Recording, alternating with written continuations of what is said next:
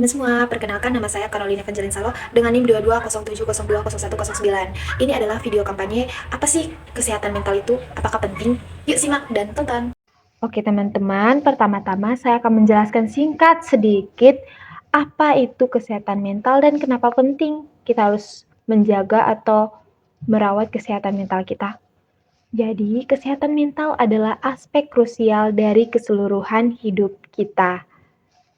Ini tidak hanya mencakupi ketiadaan gangguan mental, tetapi juga melibatkan keseimbangan emosional, kemampuan mengatasi stres, dan kemampuan beradaptasi dengan perubahan hidup. Kesehatan mental yang baik mempengaruhi cara kita berpikir, merasa, dan berperilaku sehari-hari. Dengan menjaga kesehatan mental, kita dapat meningkatkan produktivitas, menjalin hubungan yang sehat, dan meraih potensi penuh dalam kehidupan. Oleh karena itu, memahami dan merawat kesehatan mental adalah suatu keharusan untuk mencapai kesejahteraan secara menyeluruh. Selanjutnya, ini merupakan beberapa data statistik tentang masalah kesehatan mental yang umum terjadi di masyarakat. Misalnya, beberapa banyak orang yang mengalami depresi atau kecemasan atau beberapa banyak yang mengalami stres akibat tekanan hidup. Yuk kita lihat. Sebanyak 1 dari 3 remaja berusia 10 hingga 17 tahun di Indonesia memiliki masalah kesehatan mental. Biasa diduga depresi akibat perceraian kedua orang tuanya. Seorang remaja putri di Jeneponto, Sulawesi Selatan nekat melompat dari lantai 3 gedung Rusunawa tempat ia tinggal. Warga yang mengetahui aksi nekat itu membawa korban ke rumah sakit. Catatan WHO, sebanyak 800.000 orang meninggal karena bunuh diri setiap tahunnya. Ya teman-teman, setelah kita melihat data fakta yang begitu menarik dan sangat dipercayai, bahwa itu bisa menjadi sebuah informasi di mana kita harus penting dan harus merawat kesehatan mental kita. Lalu dari semua itu ada dampak negatif dari kalau kita lalai merawat kesehatan mental kita atau menjaga kesehatan mental kita. Yang pertama itu gangguan tidur. Contohnya seseorang yang mengalami stres kronis atau kecemasan, mungkin kesulitan tidur, mengalami insomnia atau mengalami gangguan tidur lainnya. Ini dapat mengganggu pola tidur yang sehat dan menyebabkan kelelahan fisik dan mental.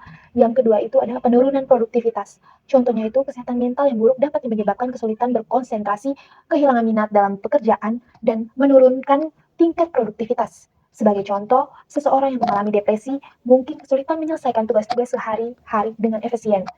Yang ketiga itu masalah hubungan interpersonal. Gangguan mental seperti kecemasan sosial atau depresi dapat mempengaruhi cara seseorang berinteraksi dengan orang lain. Mungkin sulit bagi mereka untuk membentuk dan mempertahankan hubungan interpersonal yang sehat karena mereka mungkin menarik diri atau menunjukkan tingkat iritabilitas yang tinggi. Yang keempat adalah risiko bunuh diri. Jika gangguan mental tidak diatasi dengan serius, risiko bunuh diri dapat meningkat. Seseorang yang mengalami depresi atau gangguan mental serius lainnya mungkin merasa putus asa dan kehilangan harapan yang dapat menyebabkan pemikiran dan perilaku bunuh diri. Oke, selanjutnya pasti teman-teman bertanya, apa sih tanda-tanda dan gejala dari masalah kesehatan mental? Ya, yang pertama itu perasaan sedih yang berlarut-larut. Yang kedua itu perubahan pola tidur. Yang ketiga, penurunan minat pada aktivitas yang biasa dinikmati. Dan yang terakhir, perubahan berat badan yang drastis. Oke teman-teman, setelah kita mendengarkan tanda-tanda dan gejala dari masalah kesehatan mental, kita tidak perlu khawatir. Kita, jika merasakan hal tersebut, kita penting mencari bantuan. Berbicaralah tentang berbagai sumber bantuan yang tersedia, seperti konselor, psikolog, atau kelompok dukungan.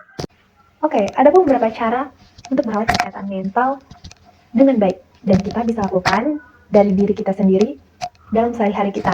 Misalnya yang pertama itu olahraga secara teratur. Lalu yang kedua, menjaga pola tidur yang sehat. Menjaga pola tidur yang sehat itu seperti kita di saat sudah jam 8 malam atau jam 9 malam, ya paling lambat setengah 10 kita sudah bisa tidur dan kita bangun di saat jam 5 pagi. Itu merupakan pola tidur yang sangat baik. Lalu yang ketiga itu berbagi perasaan dengan orang terdekat. Saling bercerita tentang masalah dan tidak usah malu, atau mungkin kita bercerita kepada orang yang kita percayai dan dapat dipercayai maksudnya. Lalu mencari hobi yang menyenangkan. Misalnya kita sedang kecapean atau mungkin kita sedang merasa suntuk, kita bisa mencari hobi yang menyenangkan. Misalnya kita healing nih, kita healing, kita refreshing untuk menyegarkan otak kita, supaya mental kita itu, kesehatan mental kita itu bisa sehat.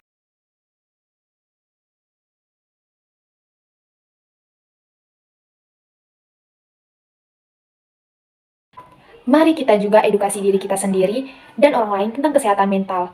Semakin banyak kita memahami tantangan yang dihadapi oleh mereka yang mengalami masalah kesehatan mental, semakin baik kita dapat memberikan dukungan yang diperlukan. Akhir video ini, saya akan memberikan sebuah pesan. Peduli terhadap kesehatan mentalmu, karena kamu layak mendapatkan kebahagiaan dan kesejahteraan yang seimbang. Terima kasih karena telah menonton video kampanye saya sejauh ini. Semoga bermanfaat untuk teman-teman yang melihatnya. Jagalah kesehatan mentalmu karena kamu berhak bahagia. Terima kasih. Bye.